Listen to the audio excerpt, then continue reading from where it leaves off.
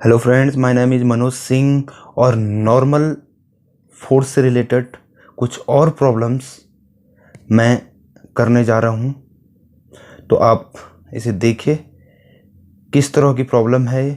अगर किसी भी ब्लॉक को हमने इंक्लाइंड पे रखा है, इंक्लाइंड का मतलब होता है हॉरिजॉन्टल से वो कुछ एंगल बना के इस तरह से ब्लॉक, तो अब यहाँ पे नॉर्मल फोर्स क्या है, सरफेस के परपेंडिकुलर है। यहाँ पे जो ये एंगल थीटा है तो ये भी थीटा है, ये भी थीटा होगा। इसके दो कंपोनेंट टूटेंगे, एक तो एम जी कॉस थीटा और एक एम जी साइन थीटा। हमेशा इधर एम जी कॉस थीटा, पहले भी मैंने बताया हुआ, सबसे पहली वीडियो में मैंने यही बता रखा कि कॉस और साइन कैसे टूटते हैं। इसलिए हमेशा जिधर एंगल होगा उधर कॉस वाला और जिधर उसके परपेंडिकुलर साइन थीटा वाला। तो यहाँ पे देखिए जो नॉर्मल फोर्स है वो किसके बराबर हो गया, एम जी कॉस थीटा के बराबर। अब ये देखते हैं कि जो मेडिकल के स्टूडेंट होते हैं उनको थोड़ा यहाँ पे दिक्कत होती है कि भैया ये एंगल थीटा है तो ये एंगल कैसे थीटा होगा, थोड़ा यहाँ पे दिक्कत उनको भी होती है, या जो 11th वाले होते हैं उनको भी ये दिक्कत होती है। तो देखते हैं कि ये कैसे हुआ। अब यहाँ पे देखिए ये एंगल थीटा माना था मैंने, यहाँ से एक लाइन मैंने ड्रॉ करी, ये इसका परपेंडिकुलर हो गया, यहाँ पे ये 90 डिग्री हो गया। तो जब ये 90 है, ये थीटा है, तो दिस इज 90 माइनस थीटा। इस एंगल को मान लीजिए अल्फा फिलहाल, क्योंकि अभी आपको ये नहीं पता कि ये थीटा है या नहीं है। तो यहाँ से ये पूरा का पूरा जो एंगल है ये 90 है ना, यहाँ से ऐसे।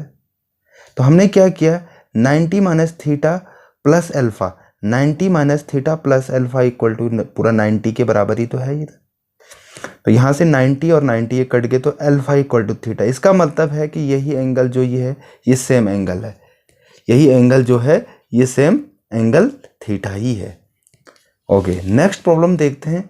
यहाँ पे एक कौन शेप के उसमें एक आपने एक लोहे की बॉल जो है या कोई यूनिफॉर्म बॉल, सॉलिड बॉल यहाँ पे रखी हुई है। तो यहाँ पे आप देखिए ये बॉल इक्विलिब्रियम में है, तो यहाँ पे जो नॉर्मल लगेगा इधर भी नॉर्मल लगेगा उसके, तभी तो बिल्कुल यूनिफॉर्म, तभी तो ये इक्विलिब्रियम में है।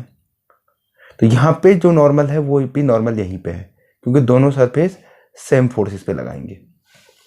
ओके, अब यहाँ पे ये वाला जो है उसको मैंने यहाँ पे दिखा रखा है कि कैसे मैंने इस पूरी बॉल को मैंने एक पॉइंट के उसमें सो, ताकि हमें सॉल्व करने में आसानी। ये 6 kg का है, तो इसका जो वेट होगा वो नीचे बिल्कुल नीचे की तरफ, तो 6 kg का मतलब 60 न्यूटन हो गया। 6g एम जी का मतलब 6 इंटू जी यानी 60।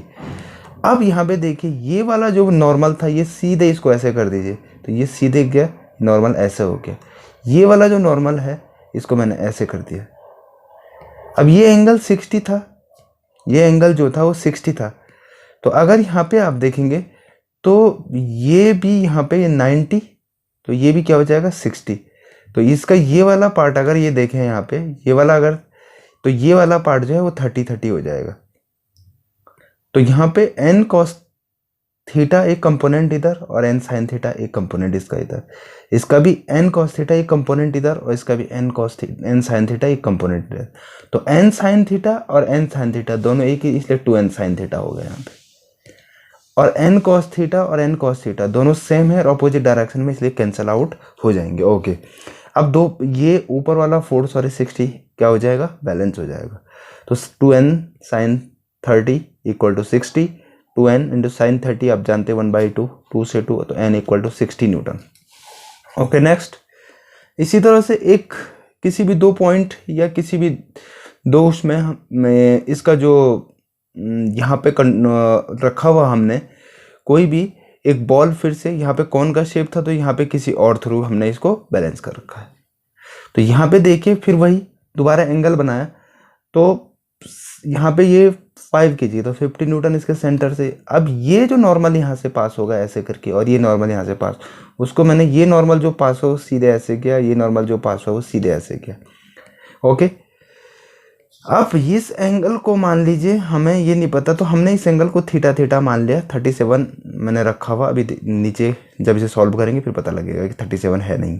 तो ये N sine N cos theta और ये N sine theta, this is N cos theta N sine theta, तो 2n साइन थीटा।